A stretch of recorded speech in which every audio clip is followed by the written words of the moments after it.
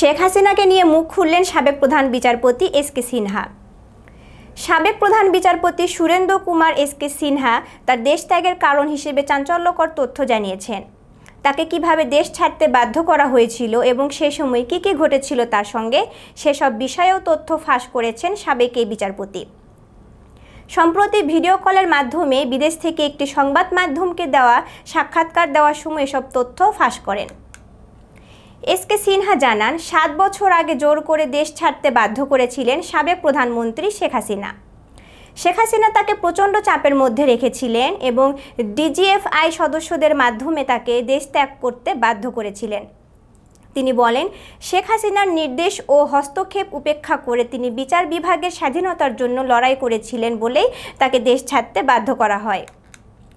বিচারপতি সিনহা নির্বাহী বিভাগের পরিবর্তে নিম্ন আদালত নিয়ন্ত্রণে বিচারকদের ক্ষমতা সুপ্রিম কোর্টের হাতে রেখে শৃঙ্খলা বিধিমালা প্রণয়নের জন্য আইন মন্ত্রণালয়কে নির্দেশ দেন এবং 2017 সালের জুলাই মাসে 16 সংশোধনীর সুপ্রিম কোর্টের বিচারক অপসারণ মামলার রায় সরকারের অনুকূলে দিতে অস্বীকৃতি জানানোর পর শেখ হাসিনার সাথে দ্বন্দ্ব চরমে পৌঁছায়।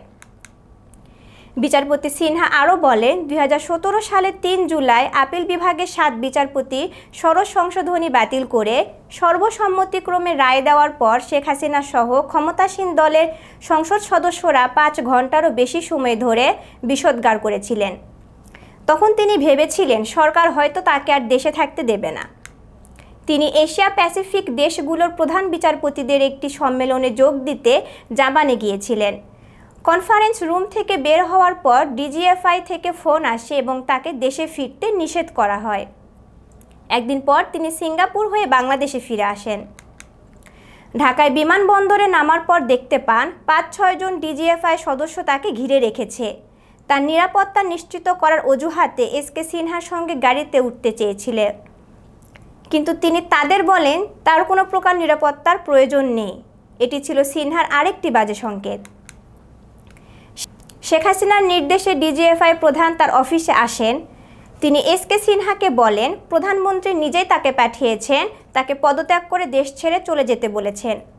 ডিজিএফআই প্রধান বলেন, তারা শুধু প্রধানমন্ত্রীর আদেশ বাস্তবায়ন করেন, আইনমন্ত্রী বা অ্যাটর্নি জেনারেলের নয়। তখন তিনি তাকে বেরিয়ে যেতে বলেন। এরপর সিনহা ঘরে ফিরে গেলে তাকে গৃহবন্দী করে রাখা হয়। এ অবস্থার মধ্যেই 2017 সালের 13 অক্টোবর রাতে ঢাকা ত্যাগ করেন বিচারপতি সিনহা। বিচারপতি সিনহার অনুপস্থিতিতে তৎকালীন আপিল বিভাগের জ্যেষ্ঠতম বিচারপতি ওয়াহাব প্রধান বিচারপতির দায়িত্ব পালন করেছিলেন।